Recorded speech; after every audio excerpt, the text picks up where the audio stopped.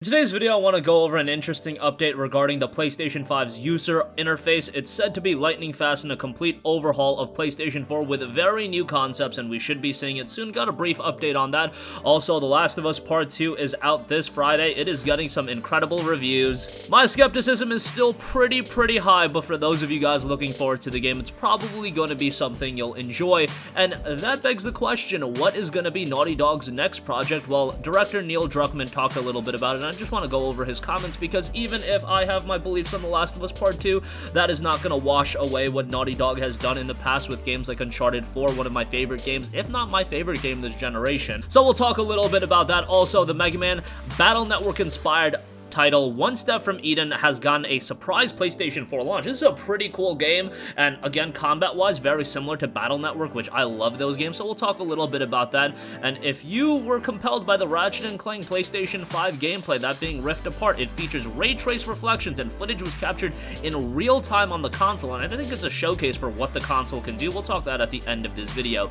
But first of all, while we definitely are expecting that PlayStation 5's user interface to be something different than the PlayStation 4, it's going to be implementing a lot of new concepts. Publicly responding to comments on LinkedIn, PlayStation's VP of UX design, Matt McLaurin, revealed that the manufacturer's next-gen system features are, quote, 100% overhaul of the PS4 UI and some very different and new concepts. He also added that it's going to be lightning fast, but it also features a whole new visual language, and noting there are some cute new bets that you're going to see. Very few pixels remain from the PlayStation 4 gen. The former Apple employee also he praised on PlayStation's marketing team, noted, quote, "They are the best in the business in my opinion. They're comparable to Nest in their prime, but profitable. Brilliant marketing always looks effortless." That's pretty interesting information about the PlayStation 5's user interface. Obviously, with the SSD being employed, I think they can make a lot of benefits to the actual, maneuvering of the user interface itself, because I have to say, while I like the PlayStation 4's simple and clean look,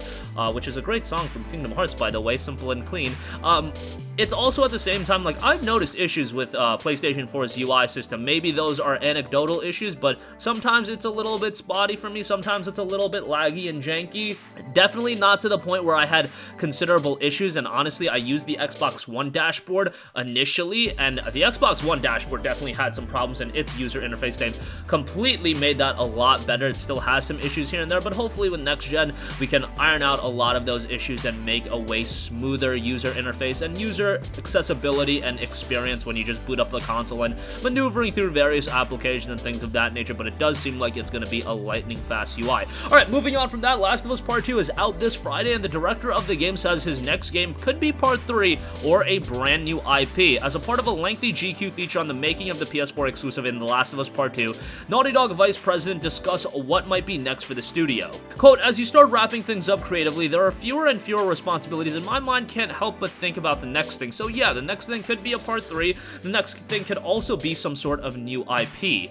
During a retro replay video published in February, Druckmann said Naughty Dog hasn't ruled out making another Uncharted game in the future, noting, quote, "We're lucky that we have the freedom that Sony gives us where we can choose. We made Uncharted 4 and we haven't made another Uncharted since. Maybe one day we will. We'll see." So pretty interesting information as far as that goes. The Last of Us is a franchise. Look, I don't want to comment on The Last of Us Part 2 anymore until I actually experience the game, and yeah, my skepticism of the game is still sky high, but Naughty Dog as a studio, given that they've put out very good games, whether it be The Last of Us Part 1, whether it be all of the Uncharted games. I mean, I loved the Uncharted games, and I thought they were all tremendous, especially Uncharted 4. I know some people had some issues with Uncharted 4's story, like Nathan Drake's brother coming out of nowhere, but Sam was such a great character that honestly, I let that slide, and the majority of the game, I thought Uncharted 4 was just fantastic, and I really think it's a little bit surprising that if you look at all of the PlayStation 4 exclusives people talk about, everybody talks about God of War, everybody talks about Spider-Man, but Uncharted 4 in a weird way has seemingly gotten lost in the shuffle, and I definitely wouldn't have thought that going into the release of Uncharted 4. When Uncharted 4 came out, definitely got some good reviews. It definitely was received well when it came out, but over the years, it does really seem like God of War has taken the helm as the top PS4 exclusive, and then you'll even see games like Spider-Man and Horizon get more notoriety and attention than Uncharted. I find that a little bit surprising. Maybe it's because Uncharted is a little bit older, but Uncharted is still 2016, and I just thought that game was a really well-made start to finish experience. The pacing in that game was incredible, and if they do another Uncharted, it's be something that I would be all over. Hey, I would love a side story, something maybe with Sam in it. I would love to see more out of Sam because I think he was a rather compelling character, and I thought the nuances they told with his characters were rather good in Uncharted 4, and I'd love to see him being fleshed out a little bit. At this point, I do think Nathan Drake's story has come to a conclusion. I mean, Uncharted 4 put a bow on it pretty nicely, but there's definitely more stories they can tell within Uncharted, and Uncharted is a franchise that has significant name value as an IP, but I like that they actually do this. Instead of spamming releases on name franchise and franchise that do have a lot of cachet, yeah, that's an easy way to make a lot of revenue, but you do need to give these franchises some breathing room. The issue here with Naughty Dog is that Naughty Dog's time to develop games have been extended a little bit.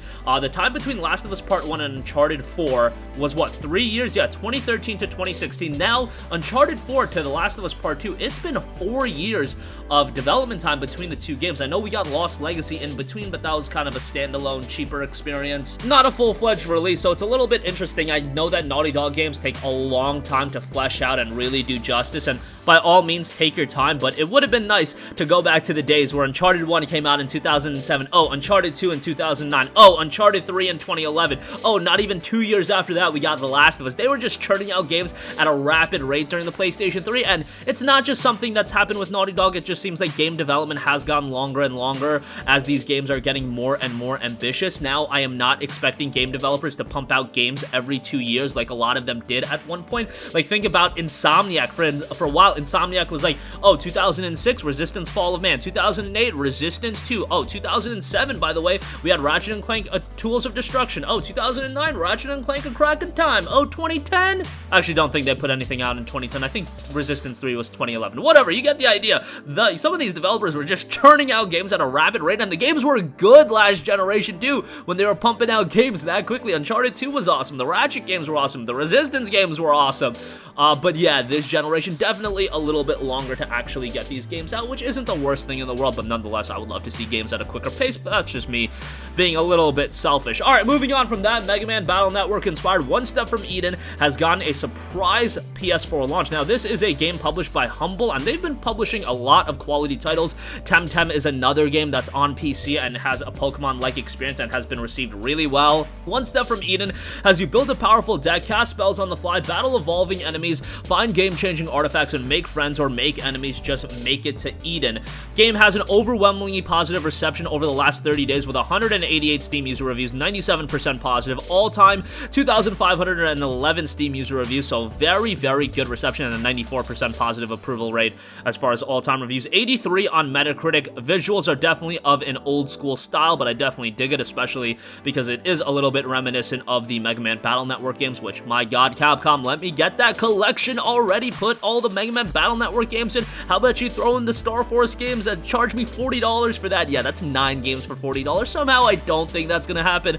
Nevertheless, I would love to go back and play through those games because I think they're quite good, but One Step from Eden, definitely an exciting release to have that on the PlayStation 4. And lastly, Ratchet & Clank PlayStation 5 features ray trace reflections. Footage was captured in real time on the console. So yes, this isn't some Killzone 2 meme where, yes, Killzone 2, the most misleading gameplay video, quote-unquote gameplay video that I think I've ever seen in my life. It's not a Resistance 2 issue. Despite the presence of Marvel Spider-Man Miles Morales, Insomniac's probable biggest announcement was the return of Ratchet & Clank. Honestly, that is a very biased statement that I just made, because how about you go look at the YouTube views on that Miles Morales trailer, and then you look at the YouTube views on the Ratchet & Clank trailer, and you tell me which one's bigger. Look, I am biased towards the Lombax, and I'm going to be biased towards the Lombax until the end of my time, so I'm going to be biased, and I'm just going to say Ratchet & Clank is bigger than Spider-Man Miles Morales because my biases are taking over.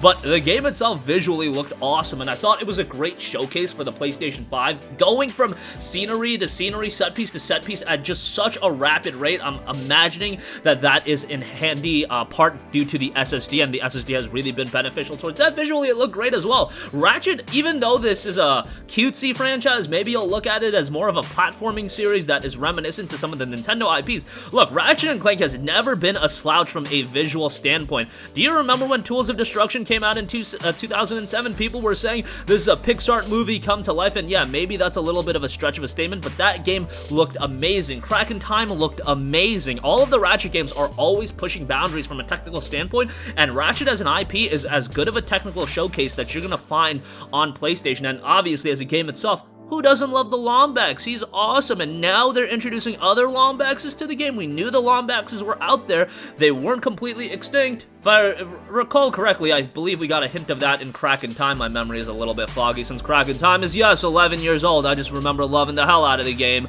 But it's very nice to see the Lombax back, and Ratchet & Clank A Rift Apart is probably my most anticipated game coming to the PlayStation 5 from a personal bias standpoint.